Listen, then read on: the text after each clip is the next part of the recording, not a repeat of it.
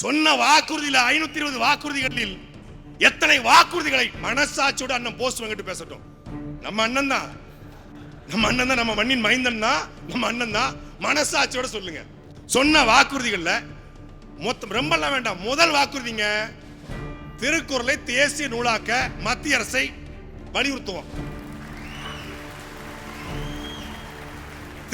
நான் போய் சொல்லல, திமுக உடன்பரப்புகள் இருக்கீங்க. www.dmk.in அப்படிங்கிற இணைய பக்கத்துல, உங்களோட அதிகமா நான் தான் படிக்கிறேன், DMK டாலுங்கிற இணைய பக்கத்துல டிஎம்கேயோட மேனிஃபெஸ்டோ இருக்கு. அதை படிச்சு பாருங்க, எத்தனை வாக்குறுதி நிறைவேற்றப்பட்டிருக்கிறது. அப்போ சொன்ன வாக்குறுதியில் நிறைவேற்றி விட்டால் அது உண்மையான விடியல். அப்ப விடியல் என்பது என்ன? ஏழைக்கும் பணக்காரனுக்கும் சரிக்கு சமமான உலகத்தரமான கல்வி, ஆரம்ப கல்வி முதல் ஆராய்ச்சி கல்வி வரை, LKG முதல் PhD வரை அனைவருக்கும் தரமாக சமமாக கிடைத்திருக்கிறதா? இல்லை. கல்வி இங்கே வியாபாரமாக மாற்றப்பட்டுச்சு. விக்கிறவன் யாரு? கல்வி இருக்கு, அரசு பள்ளி இருக்கு, அரசு கல்லூரி இருக்கு, அரசு பல்கலைக்கழகம் இருக்கு. ஆனால் அரசு பள்ளி தரமா இருக்கா, தனியார் பள்ளி தரமா இருக்கா? மனசாட்சியோடு பேசணும். 9 மாதங்களுக்கு முன்பு கட்டிய அரசு பள்ளி மேற்கூரை இடிஞ்சு விழுந்து மாணவன் செத்து போறான். மாதிரி திருத்தணியில ஒரு அரசு பள்ளியில 6 வருஷத்துக்கு முன்னாடி கட்டப்பட்ட அரசு பள்ளியோட சுற்றுச்சுவர் போஸ் வெங்கட் அண்ணனுடைய அக்கா மகனோ, பாலச்சந்திரனுடைய அண்ணன் மகனோ, மரியாதைக்குரிய தாவைக்கா சார்ந்தோட யாருடைய உறவினரோ யாரோ ஒருத்தர் அந்த 6 வயது மகன், அந்த 6 வயது 6ஆம் வகுப்பு படிக்கக்கூடிய அந்த மாணவனாக இருந்தால் நம் மனசு எப்படி துடிக்கும் என்பதை மனசாட்சி உள்ள நீங்க திமுக இருங்க, அதிமுக எங்க இருங்க, ஆனால் யோசிச்சு பாருங்க. நம்ம வீட்டு பிள்ளை ஒரு சுற்றுச்சுவர் விடிஞ்சு செத்து போனா எப்படி துடிப்போம்? ஒரு பள்ளிக்கூடத்துக்கு படிக்க போன பையனுக்கு பாதுகாப்பு இல்லாத ஆட்சி எப்படி நல்ல ஆட்சியாக இருக்க முடியும்? அப்ப இதுக்கு மாற்று என்ன? 1967 1 ரூபாய்க்கு ஒரு படி, 2026 1 ரூபா அரிசி போட்டாதான் வாங்க முடியும்னா நீங்க கலட்டி கம்பு நட்டது என்ன சொல்லுங்க? அப்ப இதுக்கு யார் மாற்று? இதேதான் 15 வருஷமா பேசுறீங்க, உங்களுக்கு யாருமே ஓட்டு போட மாட்டாங்களே.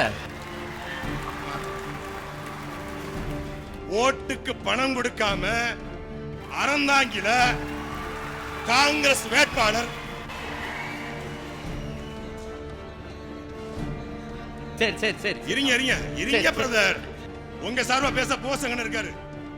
நான் இன்னும் ஆரம்பிக்கவே இல்லையே. ஓட்டுக்கு பணம் கொடுக்காம, கோட்டர் கோழி பிரியாணி கொடுக்காம உங்களால ஓட்ட வாங்க முடியுமா?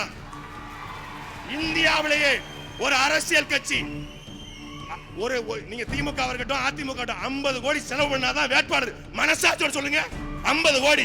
ஆனால் நாடாளுமன்ற தேர்தலில் நாம் தமிழர் கட்சி மொத்தமாக செலவு பண்ணது வெறும் 20 லட்சம். 20 லட்சம் செலவு பண்ணி 1.5 லட்சம் வாக்களை பெற்ற ஒரே கட்சி அது நாம் தமிழர் கட்சி மட்டும்தான். இதே அறந்தாங்க நாங்க போட்டி போட்டோம். மொத்த செலவு 8 லட்சம் தான். நாங்க வாங்கின வாக்கு 8 லட்சம் ரூபாய் செலவு பண்ணி 17,000 வாக்களை நாங்கள் பெற்றிருக்கிறோம். சொல்லுங்க. சாட்டை தம்பி சொன்னாரு, நீங்க பணம் கொடுத்து தான் ஜெயிக்கிறீங்க அப்படின்னு சொல்றாரு.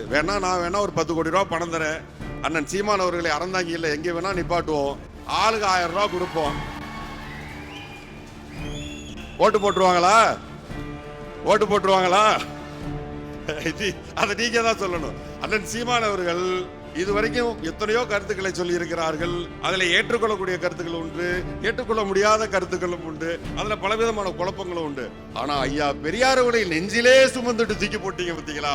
அதை மட்டும் எங்களால் ஒத்துக்கொள்ளவே முடியாது.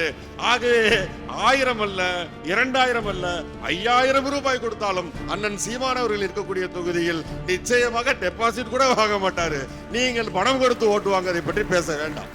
திரு போஸ் வெங்கட், திராவிட பொங்கல் வைக்கிறீங்க, திராவிட பொங்கல் வச்சா திராவிடத்தையே பொங்கல் வைப்பேன்னு சீமான் பேசுறாரு. அது உங்களுக்கு குறைச்சல இல்லையா? இது ஒரு வசனம் வருது, அதை சொன்னா தப்பாய் போயிடும். அண்ணன் சீமான் அவர்கள் மீது மிகுந்த மரியாதையும் மதிப்பும் எனக்கும் உண்டு. என்னுடைய தம்பி சொன்னது போல் நாங்கள் சினிமாக்காரர்கள், நண்பர்கள், தோழர்கள் எல்லாமே இருந்தாலும் கருத்து வேறுபாடு என்று வரும் பொழுது அதை எதிர்ப்பதில் நாம் குறைந்தபட்சம் கொஞ்சம் கூட கருணை காட்டக்கூடாது. திராவிட மாடலை அழிப்பேன் என்று சொல்பவர்கள் எல்லாம் எனக்கு எப்படி ஞாபகம் வருகிறது என்று சொன்னால், திமுகவை அழிப்பேன் என்று யாராவது சொல்லும் பொழுது அவர்களை பார்த்தால் பரிதாபமாக இருக்கிறது. அங்கே கண்ணீர் அஞ்சலி ஓட்டி வச்சிருக்காங்க போட்டோ, அந்த போட்டோல இருக்கான் அத்தனை பேரும். அந்த லிஸ்ட்ல நான் திராவிடத்தை ஒழிப்பேன், திராவிட மாடலை ஒழிப்பேன் என்று சொல்லும் பொழுது அந்த போட்டோ தான் எனக்கு ஞாபகத்துக்கு வருது. அதனால் அந்த வார்த்தையை பயன்படுத்தாமல் தன் உயிரை காப்பாற்றிக் கொள்ள வேண்டும் நான் நினைக்கிறேன். அவர்கள் நீண்ட ஆயுளோடு நிம்மதியாக வாழ வேண்டும் என்று நான் வேண்டிக் கொள்கிறேன். அண்ணன் இதை போன்ற வார்த்தைகள் மட்டுமல்ல, இன்னும் சில வார்த்தைகளை எல்லாம் சொல்லி இருக்கிறார். அந்த ஆமைக்கறி போன்ற வார்த்தைகள், முதலைக்கறி போன்ற வார்த்தைகளை எல்லாம் பயன்படுத்தி இருக்கிறார். அடிக்கடி இலங்கைக்கு பயணிக்கக்கூடியவன் நான். அது எந்த அளவுக்கு உண்மை என்பது எனக்கு தெரியும். அதையெல்லாம் விட ஒரு விஷயம் சொன்னார். ஆமை போட்ட குப்புற கவித்து அதில் நான் பயணம் செய்தேன் என்று சொன்னார் அல்லவா? அவர் நிச்சயமாக திராவிட மாடலை பற்றி கிண்டல் பேசுவதில் எனக்கு எந்த விதமான வருத்தமும் இல்லை. அவர் சொன்னால் சரியாகத்தான் இருக்கும் என்று நான் ஒத்துக்கொள்கிறேன். அப்படித்தான் அதை வைத்துக் கொள்ள வேண்டும். அண்ணன் போஸ்வங்கிட்ட தான் பதில் சொல்ல நினைச்சேன். போஸ்வங்கிட்ட சொன்னாங்க 18 கோடி ரூபாய் தாரேன், நாம் தமிழ் கட்சி அறந்தாங்கில சீமா நின்று ஜெயிச்சிருவாரா? அண்ணே 18 கோடி வேணாம்னே, ஒரு 10 கோடி கொடுங்கண்ணே. பிப்ரவரி 21 திருச்சியில மாநாடுன செலவு காசு இல்லாம இருக்கும் எங்களுக்கு. அண்ணன் நீங்க நினைக்கிற மாதிரி ஒரு தொகுதிக்கெல்லாம் 18 இல்ல, மொத்தமாவே 10 தான் தேவைப்படுது, மொத்த தமிழ்நாட்டுக்குமே. நீங்க உங்களை மாதிரி எங்களை வந்து நினைச்சிடாதீங்கன்னு. அப்படி கிடையாது. எங்களுக்கு பணம் கொடுக்காமலே எங்க ஆளு வந்து 24 மணி வேலை பார்த்தான். டீ மட்டும் வேலை கொடுத்தா 30 நாள் தூங்காம வேலை பார்ப்பான். இந்த கவுண்டர்மெண்ட் சொல்றல, டேய் 30 ரூபா கொடுத்தா போதும்டா, நானா 3 மணி நேரம் கண் முடிச்சு வேலை பார்ப்பேன். அது மாதிரி எங்க ஆளுங்க. அதனால நீங்க பணத்தை தயவு செய்து அண்ணன் அவருக்கு ஸ்டாலின் வழி வந்தவர், நான் சொன்னதைத்தான் செய்வேன், செய்வதைத்தான் சொல்வேன்ங்கிற வழி வந்தவர். அதனால 10 கோடியை கொடுத்துருங்கன்னா, 10 கோடியை கொடுக்குதுன்னு உங்களை விட மாட்டோம். we are watching you. அருமை சகோதரர் சாட்டை அவர்கள் பெரியாரை பற்றி பேசிய பொழுது நாங்கள் மறுவாசிப்பு செய்தோம் என்று சொன்னார்.